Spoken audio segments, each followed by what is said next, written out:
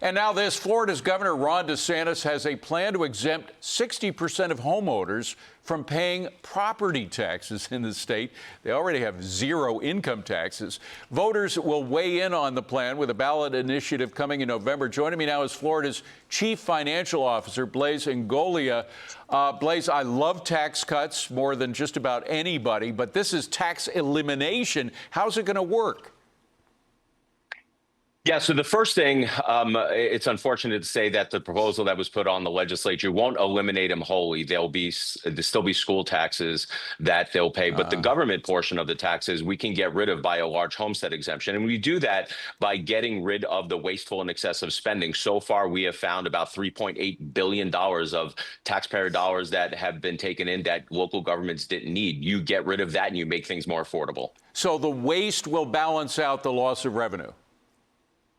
Yes, it would definitely balance out the loss of revenue. We have no doubt. We've run the numbers. The numbers are sound.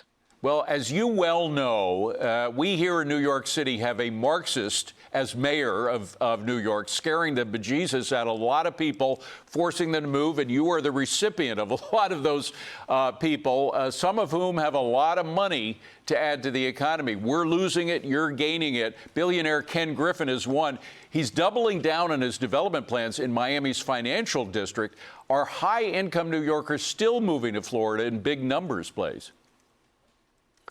They are, because it is still the place where freedom and opportunity reign. People are voting with their feet. They're overwhelmingly choosing Florida. And I don't blame Ken Griffin. Look, why would you want to stay in a city that just abuses the people who are actually producing?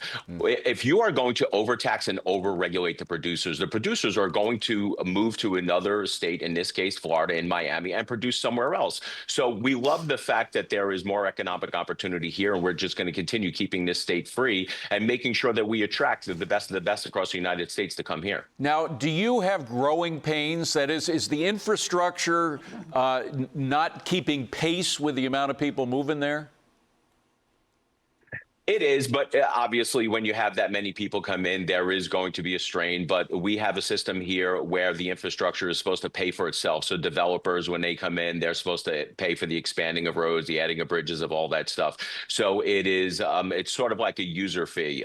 But look, at the end of the day, we know that the growth is coming. We just have to manage it in a way that it is smart and efficient, and don't put it on the back of the taxpayers. Well, I do hear fears from folks who've been living in Florida for quite some time. One suggesting that, again, the infrastructure is not there yet, that it's, you know, virtually any time of day you have traffic jams in various parts of Miami and other major cities there, but also concerns that people coming from blue states will bring some of those ideas with them down in Florida and infect the business-friendly environment down there. Is that a fear that you have? That is 100% a fear that at least I have, and I know a lot of other people share. We have a phrase here that says, "Don't New York our Florida." We don't mind if you move here. Just don't bring the taxing and the leftist ideology here. We don't want to turn this state into the state where you fled from. Yeah. Well, you've been doing pretty well without it, I must say. Blaise Ingoglia, thank you very much. Good to see you.